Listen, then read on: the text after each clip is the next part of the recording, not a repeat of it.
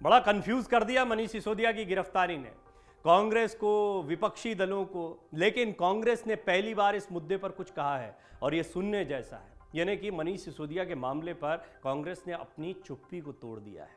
कांग्रेस के लिए बड़ी स्थिति इसलिए भी दिखाई पड़ती है क्योंकि कांग्रेस ने जिस मुद्दे को उठाया उस मुद्दे में बीजेपी और कांग्रेस एक ही पाले में दिखाई देते हैं। कांग्रेस भी आम आदमी पार्टी की शराब नीति के खिलाफ थी, बीजेपी ने भी हमेशा इस मुद्दे को उठाया है। केंद्रीय जांच एजेंसियों ने अपना काम किया, इसमें जो भी मामले पाए गए हैं, जो भी साक्ष्य पाए गए हैं, उनके आधार पर कार्रवाई की जा रही है। ये मनीष सिसोदिया के लिए, आम आदमी पार्टी के लिए परेशानी का सबब हो सकती है। स्टालिन ने एक चिट्ठी लिखी, एक डिटेल रिपोर्ट मैंने आपको उस पर दिखाई है, जो कि कांग्रेस के सहयोगी रहे हैं और वो अब धीरे धीरे आम आदमी पार्टी के ज़्यादा करीबी दिखाई पड़ते हैं। कांग्रेस ने तो कुछ नहीं कहा था अभी तक, लेकिन स्टालिन ने साफ साफ एक बड़ी चिट्ठी लिख दी कि मनीष सिसोदिया की गिरफ्तारी गलत है। बहरहाल इस पूरे मामले पर ऐसा नहीं है कि कांग्रेस ने चुप्पी ही साध रखी हो। कैसे कांग्रेस ने अपनी चुप्पी को तोड़ा है, ये मैं आपको इस रिपोर्ट में बताता हूँ। मनीष सिसोदिया की गिरफ्तारी के खिलाफ विपक्षी दलों के नेताओं का आम आदमी पार्टी के लिए आवाज उठाना जारी है। कांग्रेस ने अब तक इस मामले से दूरी बनाकर रखी थी। हालांकि ताजा घटनाक्रम इशारा कर रहे हैं कि इसका राजनीतिक असर कांग्रेस पर भी हो सकता है। कांग्रेस पर इसका ऐसे असर हो सकता है कि भ्रष्टाचार का जो मुद्दा उठाया आम आदमी पार्टी के खिलाफ अगर चुप्पी साधते हैं तो फिर विपक्षी एकता पूरी तरह से ध्वस्त दिखाई पड़ती है। कार्यवाही आम आदमी पार्टी के नेताओं पर हो रही है, लेकिन इसका असर कांग्रेस पर पड़ सकता है। तो कांग्रेस की चुप्पी इसमें कांग्रेस के लिए परेशानी का सबब हो सकती थी। कांग्रेस ने इस पर क्या कहा इस पूरे मामले पर, वो मैं आपको बताने जा रहा हूं।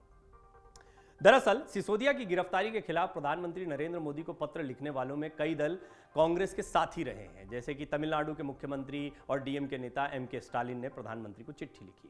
उन्होंने इसके जरिए सिसोदिया की रिहाई की मांग की। खास बात यह है कि कांग्रेस तमिलनाडु में डीएमके की अगुवाई वाली सरकार में शामिल है। इससे पहले केरल के सीएम और वाम नेता पिनराई विजयन ने भी इसी तरह का पत्र लिखा है। अब वामपंथी दल जो हैं वो बेशक कांग्रेस के साथ खुलकर नहीं हो, लेकिन कांग्रेस के खिलाफ भी नहीं है और कांग्रेस के साथ उनका एक समीकरण भी दिखाई पड़ता है। तो वो विपक्षी दल जो कि कांग्रेस के लिए ताकत हो सकते थे, वो सब के सब आम आदमी पार्टी के साथ खड़े दिखाई दे रहे हैं। अब कांग्रेस की चुप्पी की वजह क्या? चुप्पी की वजह बताते हुए कांग्रेस ने चुप्पी तोड़ी। चुप्पी बरकरार है, लेकिन चुप्पी की वजह बता दी गई है। हाल ही में कांग्रेस ने अपनी चुप्पी की वजह बताई। दरअसल कांग्रेस प्रवक्ता सुप्रिया श्रीनेत ने सिसोदिया की गिरफ्तारी पर एक बात कही है। उन्होंने ये कहा कि जब एजेंसियां विपक्ष के पीछे जाती हैं तो फिर चाहे हमारे नेता हों, बिहार के हों, महाराष्ट्र के नेताओं के खिलाफ की बात हो, लेकिन आम आदमी पार्टी एक शब्द भी इन पर नहीं कहती है। वो क्यों नहीं बोलते हैं? तो ये बताया जा रहा है कि विपक्ष के अन्य दलों पर जब कार्रवाई हुई तो आम आदमी पार्टी ने भी चुप्पी साधे रखी थी। आम आदमी पार्टी की चुप्पी कांग्रेस की चुप्पी की वजह है। वो क्यों नहीं बोलते? कांग्रेस सवाल पूछ रही है आम आदमी पार्टी से। उन्हें तय करना होगा कि वो भाजपा की बी टीम है या विपक्ष में है। अब ये बड़ी अजीब स्थिति हो गई। एक तरफ आम आदमी पार्टी के आरोप बीजेपी पर लग रहे हैं, सत्ता पक्ष पर लग रहे हैं, वहीं दूसरा कांग्रेस अब भी आम आदमी पार्टी को बी टीम कह रही है बीजेपी की।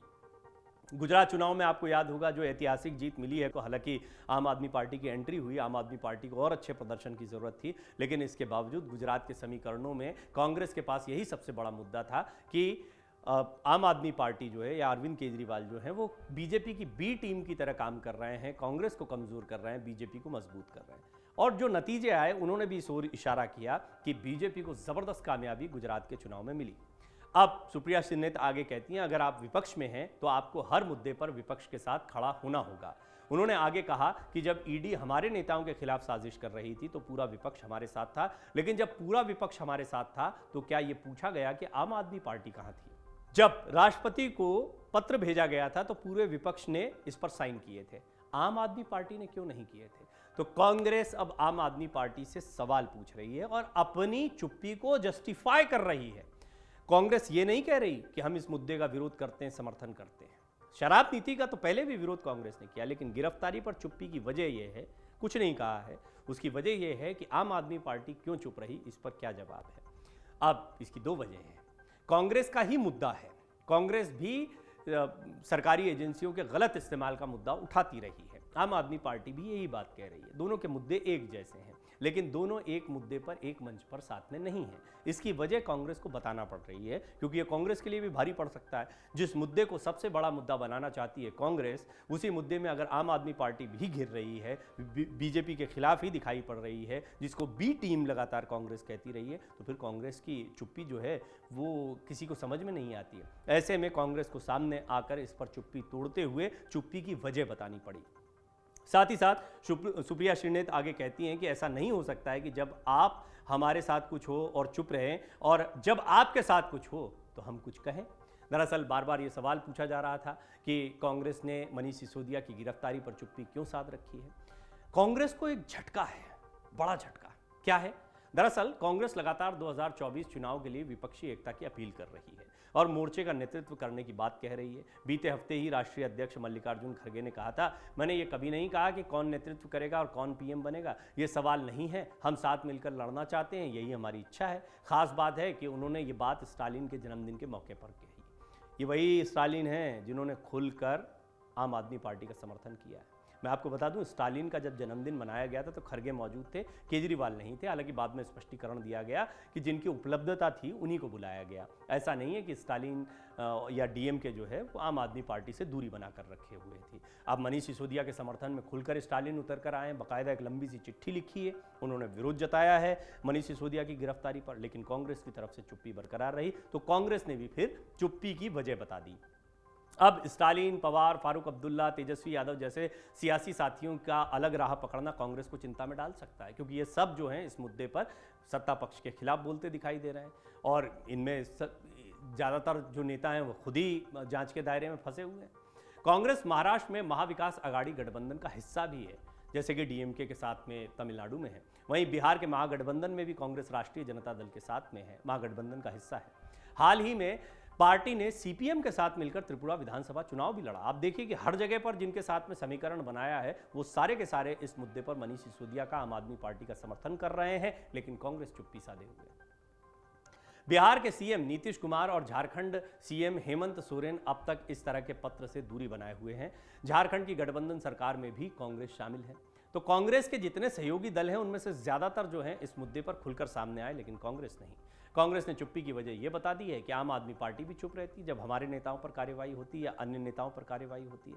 विपक्ष की रणनीति अगले संसद सत्र में दिखाई दे सकती है। लोकसभा में टीएमसी संसदीय दल के नेता सुदीप बंदोपाध्याय ने हाल ही में कहा कि राष्ट्रीय स्तर पर हमारी रणनीति बीजेपी और कांग्रेस दोनों से समान दूरी बनाए रखने की होगी। हम चाहते हैं कि अन्य विपक्षी दल जो बीजेपी से लड़ना चाहते हैं लेकिन कांग्रेस का विरोध करते हैं, वो एक साथ आएं और एकजुट विपक्षी मोर्चे के रूप में काम करें। ये कांग्रेस के लिए बड़ा झटका है। यानी विपक्षी मोर्चा तो तैयार हो रहा है, लेकिन ये सिर्फ बीजेपी के खिलाफ नहीं है, कांग्रेस के खिलाफ भी है।